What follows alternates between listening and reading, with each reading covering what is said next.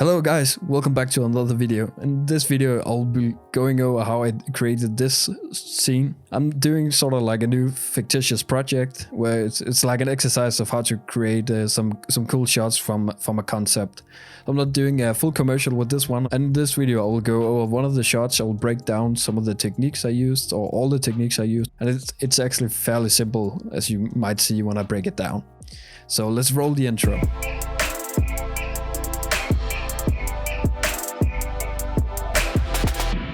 Okay, so one of the things that I needed to do or to build was this sewing string or sewing thread in the front of the picture.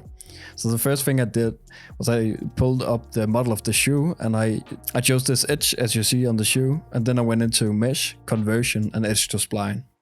And after I had my spline, I just increased the number of points to get a bit more detailed look. I then chose every other point, and I pulled these up on the y-axis. Then using a pose morph, I could then animate between these two states where the one was a bit higher than the other, and I simply just used two keyframes, so pulling them up and down, and this will sort of give the effect that this string is being pulled in, or getting tightened, I guess. Okay, so to get the sort of sewing string effect, I used a helix or a ton of helixes. Is that how you say that? Whatever. I then used a helix with a ton of rotation, and I cloned these out first in a radial manner, so to get it sort of looking like a more dense string. Then I cloned it on the y-axis to get like a height in this. I'm not sure this was the best way to do it, and there might be another way, but this ended up just working fine. I plugged these into a connector object, or grouped them and then into a connector object, and then I used in the hierarchy above a spline wrap. And then I used the spline with the pose morph on, and in the spline wrap. As you can see, this makes the spline or the helix we just created attached perfectly around the spline. And then the animation is just taken care of. So I need to have some geometry, so I used the redshift tag on the connector to then use the hair strains in the curves here, and then I added some thickness. And that's basically it for this shot. Okay, so the animation of the wheel sort of pulling the strings along is actually really simple as well. I'm just using a spline, and in the spline I can just show you in a basic setup, and it's the exact same thing I've done. I've just scaled it up a little bit. I created a spline with a trace object. So what you can do is use the trace object and then attach nulls inside of it, and you will need to put the trace object to connect all objects, and this will create the spline in between. And then after that, you can put the trace object into a sweep NURB, and then a circle, and then you have some geometry. And you could scale down a circle so you have a more fitting size. And if you don't want it in a sort of linear way, you could just change the spline type, and that's sort of just the basis of it. And if you want more, as I created here, more nulls, you can simply just attach a new null inside of the hierarchy. You just need to remember the order. And then that's really it. So I just used 6 nulls in this one instead of the 3 I used in the example. And I attached 4 of the nulls in the same hierarchy of the wheel.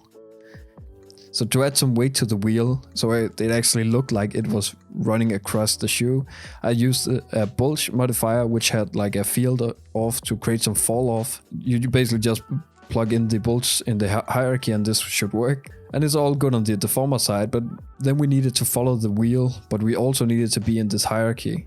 So what we then can do is if we right click and go into rigging, we can use a constraints tag and then set this to parent. And then all we need to do is add the wheel as a parent, and this will follow along. So that's it for this shot. Okay, so the lighting, it's super simple setup. I just use 3 lights. One of them has this blue tint and it's moving a bit, so I could get some movement in the reflections or the shadows maybe. And another one is this on the right side, which just adds some light and some reflections on the skate wheel. And then the last one is sort of a fill light, which just adds an overall light. It's super simple setup, but I feel like it works fairly well with this one, and it does give a bit of lighting to the small hairs as well. Because the textures came with the model, which I bought on CG Trader. I will leave a link in the description if you're interested in that. But the resolution wasn't really great in these textures, so I used a magical tool called Gigapixel. I can leave a link in the description for that as well. It's a super cool software which is basically an AI upscaler, so you can scale up your pictures. And I think I scaled these up from like 4K to 16K. It does get a bit heavy in the scene, but as you can see, the details are there suddenly.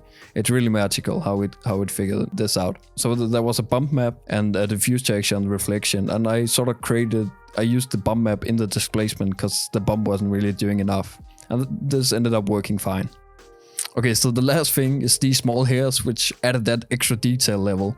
It's created with a matrix object, which I just cloned a ton of matrices, I'm not sure what it's called, out to the surface of the shoe. And to get these visible, I used the redshift tag, and in the particle tab, I just chose a custom object. I created a spline and a sweep knob, and then dragged it in the custom object tab. And that's basically it. I added a random effect to get some more variation, and the material is just like a white one with some transparency, and the reflections turned to the max. So it's kind of only visible when there's a strong light, which is, I think it just adds a bit of realism, because you'll probably only see these small hairs if there was like a strong light source and if you're really close.